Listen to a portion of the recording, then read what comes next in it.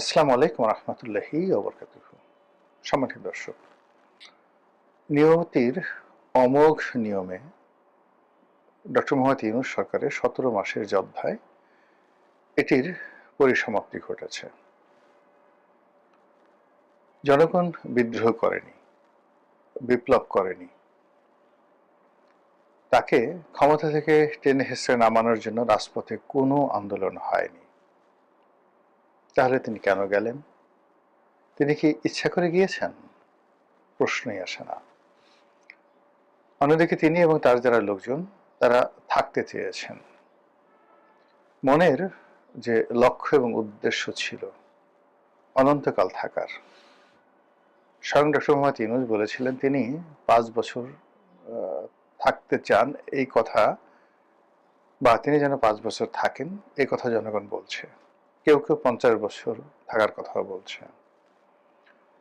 তার এই সরকারটির নাম ছিল অন্তর্বর্তীকালীন সরকার। দেশি বিদেশি বিভিন্ন সংবাদ মাধ্যমে তিনি সাক্ষাৎকার দিয়ে বলছেন তার কোন নির্দিষ্ট সময়সীমা নেই। এগুলো নিয়ে আমরা যারা সংবাদ মাধ্যমে কথা বলতাম, আমরা যারা বলতাম যে তিনি যাবেন না, যেতে চান না, কেউ ক্ষমতা ছেড়ে যেতে চায় না, তখন অনেকে পেউ, পু, ভু, ভা এ সমস্ত শব্দ করত। অনেকে বলার চেষ্টা করত যে ডক্টর মোহাম্মদ ইউনূস তার নির্দিষ্ট সময় ক্ষমতা ছেড়ে নির্বাচন অনুষ্ঠান করে তারপর তিনি চলে যাবেন। ভালো কথা। তো আপাত দৃষ্টিতে মনে হচ্ছে তিনি চলে গেছেন, বা তিনি একেবারে নির্দিষ্ট সময় তার কমিটমেন্ট রক্ষা করে চলে গেছেন, এবং আমরা যারা তার চলে যাওয়ার ব্যাপারে কথাবার্তা বলেছি, আমরা আসলে ভুল বলেছি। বাস্তবে কি তাই? মোটেও নয়। বাস্তবতা হলো যে এই বাংলাদেশে ডক্টর মোহাম্মদ ইউনূস যখন এলেন, তখন আকাশ, বাতাস, চন্দ্র, সূর্য, গ্রহ, নক্ষত্র, তারকা কেবল ইউনূস, ইউনূস, ইউনূস। হুজুররা ওয়াজ করেন তিনি আল্লাহ কর্তৃক মনোনীত, তার বিরোধিতা করা যাবে না। হুজুররা তার জন্য দোয়া করেন, তাকে ১০০ বছর ক্ষমতায় রাখার জন্য মাঠে ময়দানে আওয়াজ। তিনি নামাজ পড়তে ঈদের ময়দানে যান, সেখানে অসংখ্য মানুষ দাঁড় করিয়ে ছাড়, যাবেন না, যাবেন না, যাবেন না। তিনি চাঁদের হাসি দিয়ে বলেন যে দোয়া করবেন। তো এই যে একটা ইউনূসকে নিয়ে, বা ডক্টর মোহাম্মদ ইউনূসকে নিয়ে যে সারা বাংলাদেশে আধিক্ষেত্তা শুরু হয়েছিল, এবং স্বয়ং তারেক রহমান সাহেব তিনি তার ক্ষমতার একেবারে কাছাকাছি, মানে আওয়ামী লীগ গেছে, ডক্টর মোহাম্মদ ইউনূস এসেছে, এবং ডক্টর মোহাম্মদ ইউনূস যাওয়ার সঙ্গে সঙ্গেও যিনি ক্ষমতায় আসবেন জনাব তারেক রহমান সাহেব, তিনি এবং তার দলের লোক, তার প্রয়াত মা বেগম খালেদা জিয়া, তারাও জনাব ডক্টর মোহাম্মদ ইউনূসকে ভীষণ রকম তোয়াজ করছিলেন, তদবির করছিলেন, এবং বেগম খালেদা জিয়ার নির্দেশ ছিল কোনো অবস্থাতেই ডক্টর মোহাম্মদ ইউনূসকে বিরক্ত করা যাবে না। আমি নিজে ব্যক্তিগতভাবে সমালোচনা করেছি, কিন্তু তার প্রাপ্য সম্মান, তার যারা লোকজন রয়েছেন তাদেরকে সমীহ করে কথা বলা এবং কৃতজ্ঞতা প্রকাশ করা, এটা আমি সবসময় বজায় রেখেছি এবং আগামী দিনগুলোতে বজায় রাখবো। কারণ কি? কারণ হলো আওয়ামী লীগের শাসন আমলে ২০১৪ থেকে একেবারে ২৫ পর্যন্ত ১০টি বছর যে জুলুম এবং অত্যাচারের শিকার হয়েছি, যে কষ্ট পেয়েছি, যে আতঙ্ক, অজানা শঙ্কা আমাকে তাড়া করে ফিরেছে, তার থেকে যে মুক্তি, সে মুক্তি মিলেছে আগস্ট মাসের ৫ তারিখে। ফলে আমি আওয়ামী লীগের পতন, মানে যতটা না চেয়েছি তার চেয়ে বেশি আমার মুক্তি চেয়েছি। তো আমাকে আল্লাহ সেই মুক্তি দিয়েছে, যে ওছিলায় আমার মানে মুক্তি ঘটেছে। আমি সারাটা জীবন তাদের প্রতি কৃতজ্ঞ থাকব। এবং এখন দেখুন তাদের ক্ষমতা নেই, আমি এখন তাদের ব্যাপারে কি বলি আপনারা লক্ষ্য করবেন। তো যেটা বলছিলাম যে আওয়ামী লীগ জামানাতে আওয়ামী লীগের সমালোচনা করেছি, আওয়ামী লীগ ভালো করুক। এর কারণ হলো যে আমি তো ২০১৪ সন থেকে আওয়ামী লীগের সঙ্গে ছিলাম না, কোনো রাজনৈতিক দলেই ছিলাম না, নির্বাচন করিনি। তো ২০১৮ সনে এসে শুধু মনোনয়ন চেয়েছিলাম, আওয়ামী লীগের পাইনি, সেটা একটা ব্যতিক্রম ঘটনা। এজন্য আমি বিএনপিতে যোগদান করে বিএনপির মনোনয়ন নিয়েছিলাম। কিন্তু 14 থেকে 18 সন পর্যন্ত তো আমার কোনো দলীয় পরিচয় ছিল না, কিন্তু আমি চাইতাম যে আওয়ামী লীগ ভালো করুক। এই জন্য সমালোচনা করতাম ইতিবাচক অর্থে, যা আওয়ামী লীগের লোকজন গ্রহণ করতে পারেননি। একই ঘটনা আমার ক্ষেত্রে ঘটেছে, হয়তো আমি ভুল, কিন্তু এই যে ইউনূস সাহেবের পতনের পরে আমার কাছে মনে হচ্ছে আমি সঠিক। একেবারে প্রথম দিন থেকে ইউনূস সাহেব যেদিন শপথ নিলেন আগস্ট মাসের 8 তারিখে, তার 5 দিন পর থেকে, বা 5 দিন না, ঠিক 1-2 দিন পর থেকে আমি সমালোচনা করা শুরু করলাম। যদি সেই সরকার সমালোচনাগুলো শুনতেন, তাদের বিদায়টি হতো চমৎকার, সুন্দর, সম্মানজনক এবং আনন্দদায়ক। আমরা অনেকে অশ্রু সজল নেত্রে তাকে বিদায় জানাতাম এবং তার সরকারের সকল কর্মকাণ্ডকে আমরা সার্টিফাই করতাম। কিন্তু এখন আমরা কি বলছি? তিনি চলে গেছেন, এটা সঠিক নয়। তিনি স্বেচ্ছায় সজ্ঞানে চলে যেতে বাধ্য হয়েছেন। তার যারা নিয়োগকর্তা দেশে এবং দেশের বাইরে, সবাই তার ব্যাপারে ভীষণ রকম বিরক্ত হয়ে পড়েছিল। আমেরিকা এবং ইউরোপীয় ইউনিয়ন তাদের সমর্থন তুলে নিয়েছিল। এনসিপির প্রতিটি লোক, সে নাহিদ, সার্জিস, মাহফুজ থেকে শুরু করে নাসিরউদ্দিন পাটোয়ারি থেকে শুরু করে সবাই, প্রত্যেকটা মানুষ তার প্রতি বিশ্বাস হারিয়ে ফেলেছিল। রাজনৈতিক দলগুলো যারা সংস্কার কমিশনে গিয়েছিলেন, তারা ডক্টর মোহাম্মদ ইউনূস এবং একই সঙ্গে আলী রিয়াজ এবং অন্যান্য যে সকল কুতুব তারা নিয়োগ লাভ করেছিলেন, অল অন এ সাডেন, তাদের সকলের ব্যাপারে তারা সকলের মানে এই ডক্টর মোহাম্মদ ইউনূসের যে সকল লোকজন, যাদেরকে আপনি কুতুবে ফুরফুরানি বলতে পারেন, নূরে ঝুলঝুলানি বলতে পারেন, মানে কুতুবে ফুরফুরানি মানে কুতুব তো আপনি বুঝেন যে নেতা, বড় মোর্শেদ, বা যিনি নিজেকে শায়ক বা মনে করেন যে আধ্যাত্মিক ক্ষমতার অধিকারী। তো ডক্টর মোহাম্মদ ইউনূসের জামানাতে যারা ক্ষমতা লাভ করেছিলেন, তাদের ক্ষমতা লাভ করার জন্য কোনো লড়াই ছিল না, সংগ্রাম ছিল না, চেষ্টা ছিল না, তদবির ছিল না। তারা অল অন এ সাডেন অলৌকিকভাবে ক্ষমতা পেয়েছেন, এজন্য তারা নিজেদেরকে কুতুব মনে করতেন। আর ফুরফুরানি মানে বাতাসে ভেসে বেড়ায়, ফুরফুর ফুরফুর করে। তো তাদের কোনো ওজন ছিল না, তাদের কোনো বন্ধন ছিল না। একটা ঘুড়ি বন্ধনহীন অবস্থায় যেভাবে ঘুরে বেড়ায়, ওইভাবে ডক্টর মোহাম্মদ ইউনূসের যারা কুতুব ছিলেন, তারা ফুরফুর করতেন, ফুরফুরে উড়ে বেড়াতেন। এই জন্য আমি তাদেরকে বলছি কুতুবে ফুরফুরানি। আর একটা হলো নূরে ঝুরঝুরানি। নূর মানে কি? আলো, ঝকমক ঝকমক করে। আপনি দেখবেন যে তার যে সকল কুতুব বা কুতুবি বা কুতুবানি যোগদান করেছিলেন, তাদের সবার চেহারা সুরত একেবারে তেলতেলে, ঝলঝলে, ঝুলঝুলে হয়ে গেছিল। প্রত্যেকটা লোক, যে চিকন ছিল সে মোটা হয়েছে, যে মোটা ছিল সে তার গায়ে ঘি মাখনের আবেশ পড়ে গেছিল, যে লোক কথা বলতে পারতো না, ও মাই গড, তাদের কথার দাপটে, হুমকিতে ধামকিতে তছনছ। প্রেস সচিব শফিকুল আলম সাহেবের মতো ভদ্রলোক মানুষ, oh my god, become a disturbing element. তার সাথে সাথে আরো যে কয়জন আসলেন প্রেস বিভাগে, মানে তাদের যে হুমকি ধামকি কথাবার্তা, আমরা যারা এই সমাজে বসবাস করছিলাম আমাদের জন্য খুব অসহ্য হয়ে পড়েছিল। তো তাদের কোনো বন্ধন ছিল না, তারা সবাই ফুরফুর ফুরফুর করছিল। এদের কারণে সমাজে অসন্তোষ তৈরি হয়েছিল। রাজনৈতিক দলগুলো, প্রধান যারা স্টেক হোল্ডার ছিলেন, তারা কোনো অবস্থাতে তাকে মেনে নিতে পারছিলেন না। নেহায়েত দায়ে পড়ে তার কাছে যেতেন, কিন্তু পিছনে পিছনে তারা বাজে কথা বলতেন। প্রশাসন ভেঙে পড়েছিল। পুলিশ, মিলিটারি, মানে 3 বাহিনীর সঙ্গে জেনারেল ওয়াকারের সঙ্গে তার কোনো সম্পর্ক ছিল না। ক্যান্টনমেন্টের সঙ্গে ওনার কোনো সম্পর্কই ছিল না। পুলিশের সঙ্গে তার কোনো সম্পর্কই ছিল না। হাতে গোনা কয়েকজন পুলিশ কর্মকর্তা একেবারে নেহায়েত কাজ করলেই নয়, সেই কাজগুলো করেছে। কিন্তু ডক্টর মোহাম্মদ ইউনূসের আইন শৃঙ্খলা রক্ষা করা, তাকে সহযোগিতা করা, তার জন্য হৃদয় মন দিয়ে কিছু করা কেউ করেননি।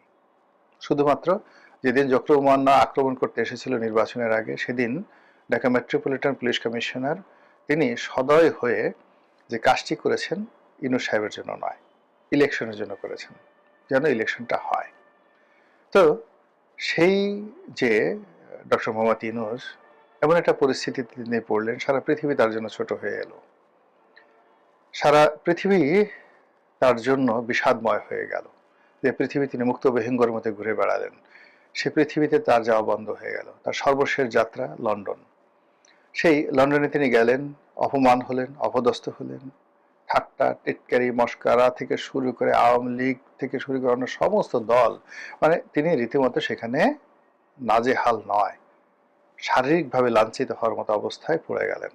তার কুতুব বা কুতুবে ফুরফুরানি তারা যে কিভাবে দৌড় দিয়েছে সেই সময় আপনাদের মনে আছে।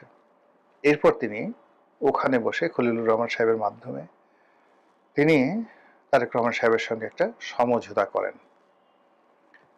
এটি সমঝোতা না আত্মসমর্পণ, না কি এটি নিবেদন, এটা এখন আপনারা বুঝতে পারছেন। তার প্রেক্ষিতে এই ফেব্রুয়ারি মাসে নির্বাচনের তারিখ ঘোষিত হয়।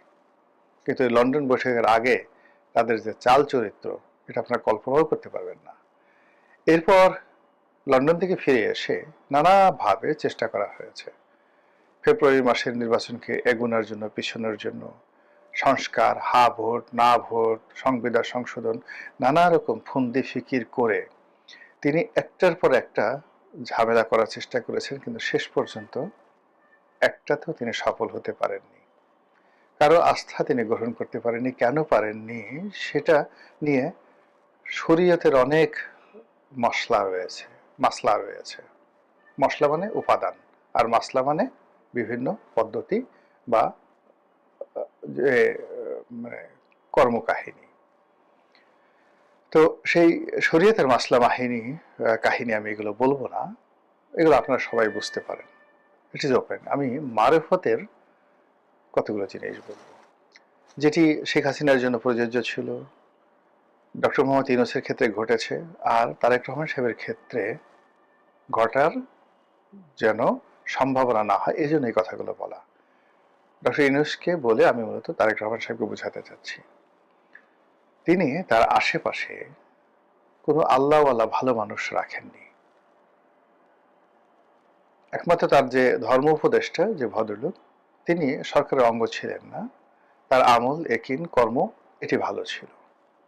আর বাকি যারা ছিলেন এদের কার বিরুদ্ধে বলেন তো? জেনা, ব্যভিচার, যৌনতা, মদ্যপান, ঘুষ, দুর্নীতি, অনিয়ম, লোক ঠেকানো, মুনাফিকি, টাউটারি, বাটপারি, এই যে জিনিসগুলো আছে, আপনি কোনটা নেই কার বিরুদ্ধে, কয়জনের বিরুদ্ধে নেই, এটা খুঁজে বের করেন।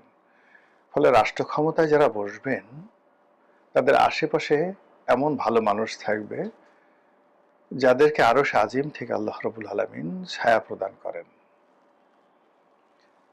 যারা কোনো গাছের তলে বসলে সে গাছ ছায়া বিতরণ করে, বাতাস সে গাছের সেই ডালপালা দোলাতে থাকে। এরকম মানুষ যখন সরকারে থাকে, সরকার প্রধানের পাশে থাকে, আশেপাশে থাকে, তখন সেখানে আল্লাহ রাব্বুল আলামিন রহমত বরকত নাজিল করেন। অনেক সরকার প্রধান মদ্যপান করেছেন, করেন। ডক্টর মোহাম্মদ ইউনূস মদপান করেন কিনা আমি জানি না। অনেক সরকার প্রধান নিজেরা জেনাকার, ব্যভিচারী, তারপর ধর্ষণকারী, তারপরও তারা সফল হয়েছেন। যুদ্ধক্ষেত্র নয়, এমনি প্রকাশ্য সেই গৃহবধূকে ধরে ধরে রাজপ্রাসাদে এনে বহু রাজা সঙ্গম করে তাদেরকে ছেড়ে দিয়েছেন, ধর্ষণ করে ছেড়ে দিয়েছেন, কিন্তু তারা সফল হয়েছেন। এর কারণ হলো রাজকর্মে তারা কখনো মুনাফিকি করেননি, ন্যায় বিচার প্রতিষ্ঠা করেছেন, জুলুম অত্যাচার প্রশ্রয় দেননি। ফলে ওই রাজাদের ব্যক্তিগত যে অপরাধ, এটা রাজকর্মে সংমিশ্রিত হয়নি। ব্যক্তির অপরাধ কেবলমাত্র তার ব্যক্তি জীবন দ্বারা, হয়তো ছেলে অন্ধ হয়েছে, স্ত্রীর সঙ্গে তার সম্পর্ক ভালো ছিল না, শরীর স্বাস্থ্য খারাপ ছিল, মনের মধ্যে অশান্তি ছিল, কিন্তু রাজকর্ম তারা ভালোভাবে চালিয়েছেন, ফলে বরকত হয়েছে। কে? নুরুদ্দিন মোহাম্মদ জাহাঙ্গীর, সম্রাট জাহাঙ্গীর। কে? আলাউদ্দিন খিলজি, গিয়াসউদ্দিন বলবন। এদের যে রাজকর্মে ব্যুৎপত্তি, তারা অলি আল্লাহ, গাউস কুতুব, পীর মাশায়েখ, তাদেরকে সম্মান করতেন, মর্যাদা দিতেন।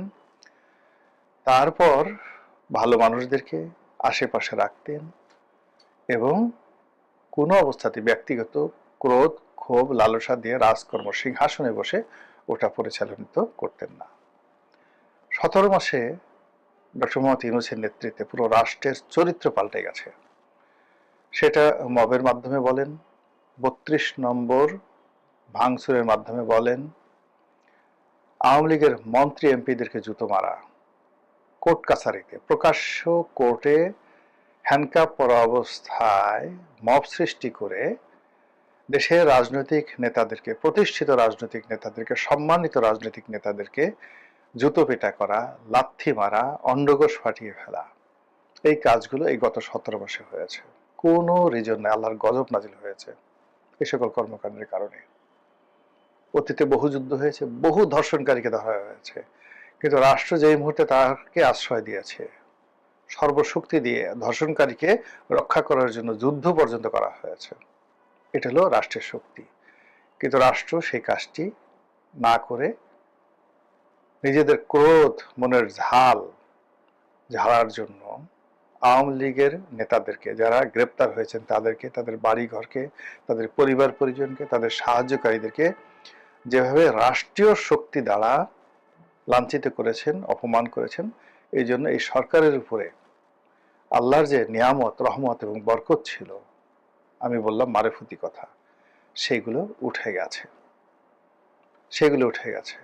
যেদিন নারায়ণগঞ্জ হত্যাকাণ্ড হয়েছিল, 7 মার্ডার, যেদিন ইলিয়াস আলীকে গুম করা হয়েছিল, আমি প্রথম ব্যক্তি আওয়ামী লীগের সেই চোখের পানিতে অশ্রুসিক্ত হয়ে গুমের চাইতে ক্রস ফায়ার ভালো, এই শিরোনামে বাংলাদেশ প্রতিদিনে একটা লেখা লিখেছিলাম সম্পাদকীয়, আওয়ামী লীগের এমপি অবস্থায়। যদি অনেকে বলেন যে আপনি বলেন নাই, লিখে দেখেন। এরপর বহুবার টেলিভিশন টক শোতে বলছি যে এই ইলিয়াস আলীকে যে গুম করা হয়েছে, চৌধুরী আলমকে যে গুম করা হয়েছে, এটার খেসারত দিতে হবে সবাইকে, সবাইকে দিতে হবে, এবং সেটা আওয়ামী লীগ দিচ্ছে।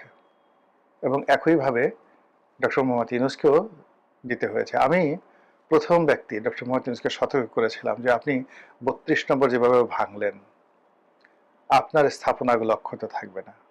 আমি ভদ্রভাবে বলেছিলাম, তাই আমাকে কিছু করেনি। কিন্তু আনিস আলমগীর খুব নির্মম নিষ্ঠুরভাবে বলেছিলেন যে প্রত্যেকটা ইট গ্রামীণ ব্যাংকের খুলে খুলে নদীতে ফেলে দেওয়া হবে। আজ দেখেন তার অবস্থা কি। এই জিনিসগুলো মুনাফিকি হয়েছে। এই মুনাফিকি হওয়ার ফলে তাদেরকে বিদায় নিতে হয়েছে। আর বিদায়ের সময় উপদেষ্টাদের যে করুণ আরতি ছিল, যে আহাজারি ছিল, নিজেদের সেফটি অ্যান্ড সিকিউরিটি নিয়ে তাদের যে ভয় ছিল, তারা নিজেদের পরিবার পরিজন দ্বারা যেভাবে এখন লাঞ্ছিত হচ্ছেন, অপমানিত হচ্ছেন, যে এই 17 বর্ষের জন্য কি দরকার ছিল। আকিজ বশির গ্রুপের মালিক জনাব বশির, আমার সাথে একবার পরিচয় হয়েছিল, আমার খুব ভক্ত ছিলেন তিনি। তার বিরুদ্ধে কথা বলাটা আমার জন্য খুব কঠিন ছিল। বয়সে তিনি হয়তো আমার চেয়ে কয়েক বছরের ছোট হবেন। তো সেই বশির সাহেব, তিনি তার আপন ভুবনে অনবদ্য ছিলেন। তিনি সফলতম একজন মানুষ ছিলেন, কিন্তু এখানে এসে এই গ্রুপের মধ্যে পড়ে, তিনি নামাজ কালাম পড়া মানুষ, সৎ মানুষ, ব্যবসা বাণিজ্য করে সফল হওয়া মানুষ, সেই মানুষ এই কুতুবে ফুরফুরানির কবলে পড়ে যেভাবে লাঞ্ছিত হয়েছেন, অপমানিত হয়েছেন, সারাটা জীবন তিনি এই অপমান নিয়ে তাকে বাঁচতে হবে।